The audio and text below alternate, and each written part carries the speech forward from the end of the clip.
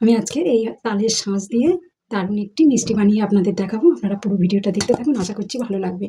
আমি এই যে আটি কেটে ছাড়িয়ে নিয়েছি, এবার এইটা কেটে ফেলে দেবো।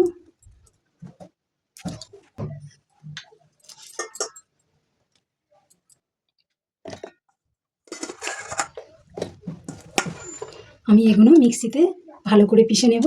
আপনারা শিলেও নিতে পারেন, এবং মিক্সিতে এরকম ভালো করে মিহি করে বেটে নেবেন। দুটো এলাচ দিয়ে দেব।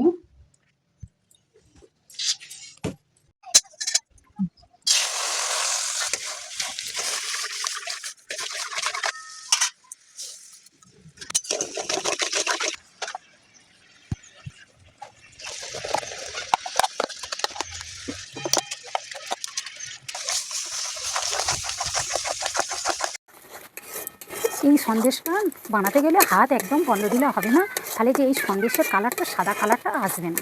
তা এরকম সবসময় অনবরত নাড়তে হবে। আর এই সন্দেশটার যে এত স্বাদ, এত টেস্ট, কোনো সন্দেশ, ছানার সন্দেশ তো আমরা কম বেশি সবাই কিনে খেয়ে থাকি, কিন্তু এই সন্দেশটা কোনো দোকানে পাওয়া যাবে না। আর এর এত টেস্ট আমি মুখে বলে বোঝাতে পারবো না।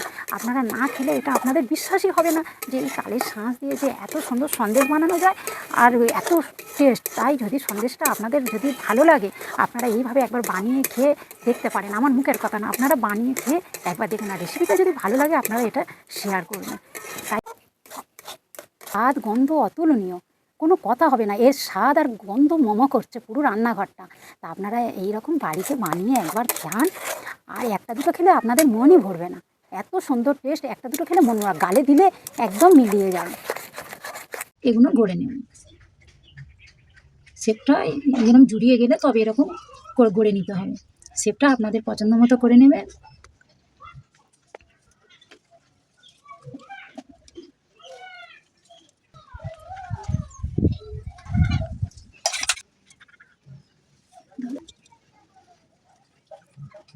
এই কথাটা একদম না বললেই নয় বন্ধুরা। এই নাড়ুটা এই সন্দেশটা আমি শিখেছি আমার দিদিমার কাছ থেকে। ছোটোবেলায় আমার দিদিমা বানিয়েছিল, কিন্তু কিভাবে বানিয়েছে আমি দেখিনি, কিন্তু সেই স্বাদটা আমার আজও মুখে লেগে আছে। তা উনি এই বানিয়েছে, খেয়েছি, আমার এত ভালো লেগেছে। আমি প্রতি বছর ভাবি বানিয়ে দেবো ছেলেদের, সময় পাই না, বাগানে কাজকর্ম হয়। কিন্তু আজকের আমি ভাবলাম এটা ছেলে মেয়েদেরও খাওয়াই, আর এটা আমি আমার বন্ধুদের সঙ্গে শেয়ার করি।